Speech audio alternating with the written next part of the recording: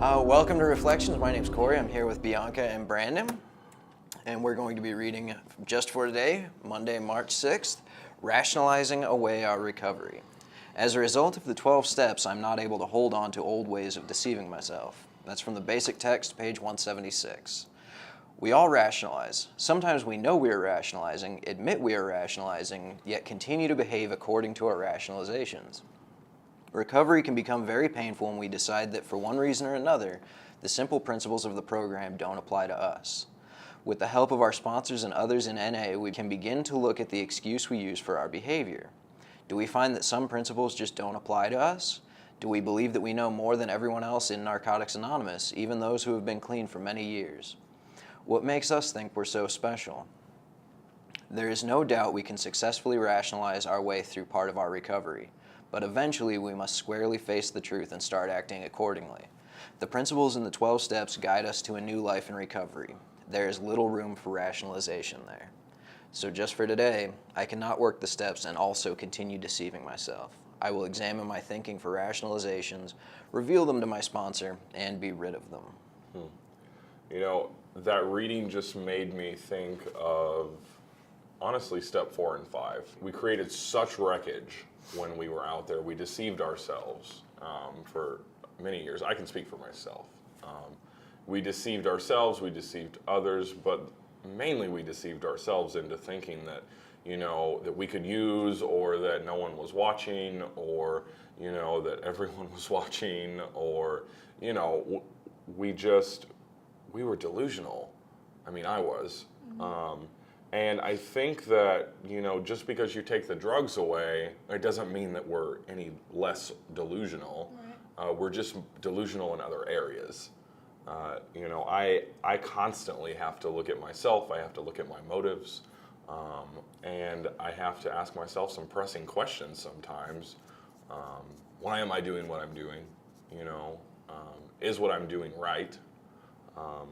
And I don't know the answer to those things all the time. I seriously don't. That's why I have to keep a strong group of people around me, right, to help put me in check, and then I can throw ideas off of and, you know, see what I'm doing. It's funny, I liked that it said, what makes us think we're so special? My sponsor told me, he was like, you're not much, but you're all you think about. You know, and it's so true, you know, like we're not a lot, but we're all we think about. And you would think that with us thinking about ourselves constantly and, you know, all that self-realization, we would be able to keep ourselves from being delusional, but our disease takes over sometimes. Right. Today, I do have the ability to not only look at myself, but ask others, like I said, to, you know, give me a little bit of a self-examination and, you know, tell me what you think. Because sometimes I'm so delusional, even in my sobriety, on certain issues that I can't tell you what's going on. Someone else has to. But I'm grateful today that I have the people who are able to do that in my life. I kind of laughed when it said, do we believe that we know more than everyone else in Narcotics Anonymous, even those who have been clean for many years? I feel like sometimes when people are speaking, I have this ego of mine set so high that I know absolutely everything times 10 about what they're talking about. Like, I've been through it, I've done it, I was worse off than you, like my recovery's stronger than you. I get up on that high horse all the time, yeah, that I know more than everyone.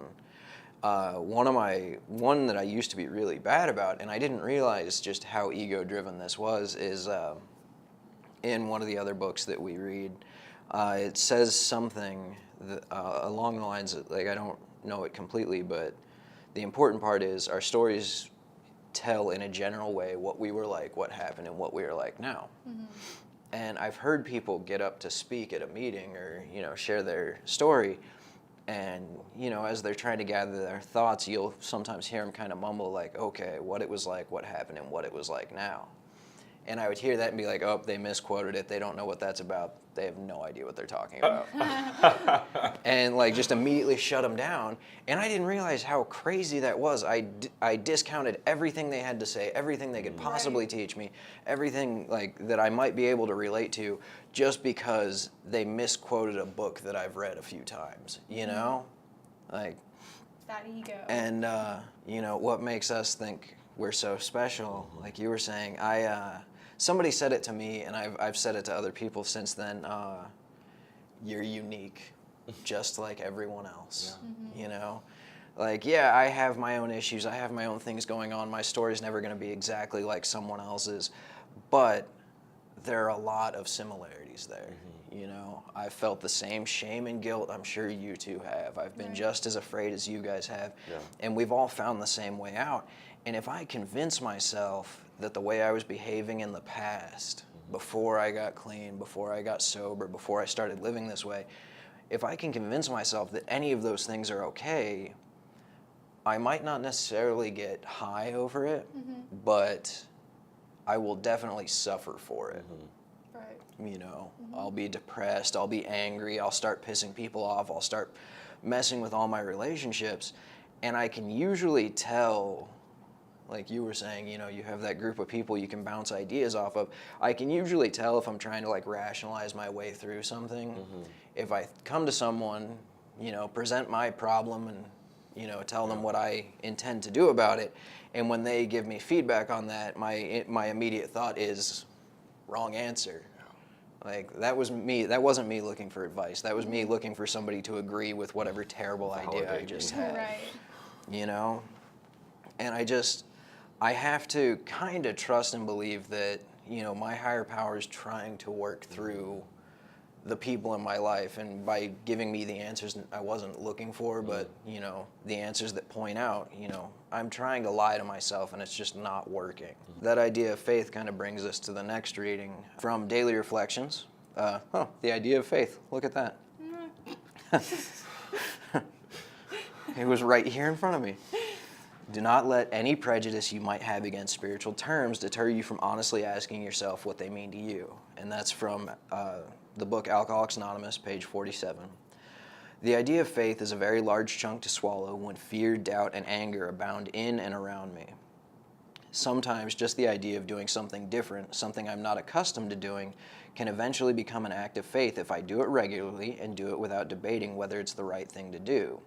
When a bad day comes along and everything is going wrong, a meeting or a talk with another drunk often distracts me just enough to persuade me that everything is not quite as impossible or overwhelming as I had thought. In the same way, going to a meeting or talking to a fellow alcoholic are acts of faith. I believe I'm arresting my disease. These are ways I slowly move toward faith in a higher power. And, you know, kind of like I was saying, all those things, those rationalizations, that self-deception, all that stuff I was talking about, that's how I move away. Like, that's me convincing myself that not having faith in a higher power is okay. You know, but if I do those things that are uncomfortable or things I don't want to do, if I'm honest that this is the right thing to do, even though I don't want to do it, you know, going to this meeting, going to meet up with this sponsee, that's me taking real action to actually improve my relationship with my higher power, to strengthen that relationship. And the more I do that, the farther away I am from my next shot of dope. Right. You know? And the more I do that, the easier it becomes to just have faith that things will work out as long as I stay on this path. But as soon as I try to, like, this doesn't feel right, I should start making moves, like I gotta take control of the whole world and like make this work out the way I need it to, I start drifting away from my higher power. Right. You know, that faith starts to shrink and I start to feel that pretty quickly. No, I definitely agree with you on that. You know, I don't think that, you know, it says the idea of faith is a very large chunk to swallow when fear, doubt, and anger abound in and around them. Like, I don't think that faith really exists in those things, you know. Today in my recovery, everything that happens, I don't necessarily like, and sometimes it's painful, but I know at the end of the day, like, I have the faith that everything's going to work out. You know, and I like that it says going and talking to another alcoholic. You know, the book does say practical experience shows that nothing will so ensure immunity from drinking except intensive work with another alcoholic. This works when other activities fail. Right. You know, and I think that you really do have to have faith in that action, because when the world is crumbling around me, or so I think, you know, and I take that action, okay, well, I'll just go talk to someone else, Right. you know, and things will be okay. Like, that doesn't sound rational at all, you know, like, it doesn't sound logical. But in that, I think that we're able to not only, someone else can be helped for sure, Right. you know, we can hear that our problems were not so unique.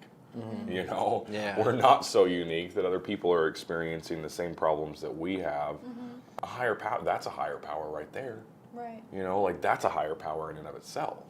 You know, two people coming together, solving a problem, one person feeling better, and they're just talking about their problems. Right. You know, like, that's something greater than us right there. So I really liked that reading. So for me, this kind of reminds me of last night. Like, I was laying in bed, I was tired, I was watching some comedy, having a good time by myself, and my sponsee calls.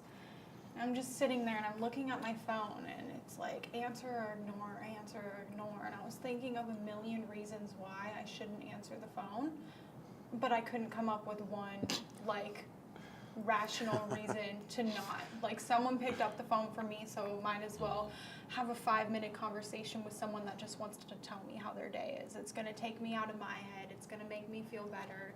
And I'm going to stop wallowing in self-pity while crying watching comedy. You know, like, that was my night last night. Like, my absolute favorite thing to do is when I feel like the whole day has gone to shit. Like, the best thing for me to do is go and either talk to someone else about my problem or help someone else with their problem. Because it just makes me feel that sometimes, like, with my depression and everything, I feel like I have no importance in this world. Like, there's no reason why I'm here. And if I can help someone with a problem, like, just simply listening to them, I'm going to do that, and it's going to make me feel like I have a reason to be here. I've grown a lot closer to my higher power the past few weeks, just because stuff I'm going through, and it's definitely showing in my life just by the little miracles that are happening. Thank you, Bianca, Brandon. Thank you all for joining us. And join us again next week for more fun stuff.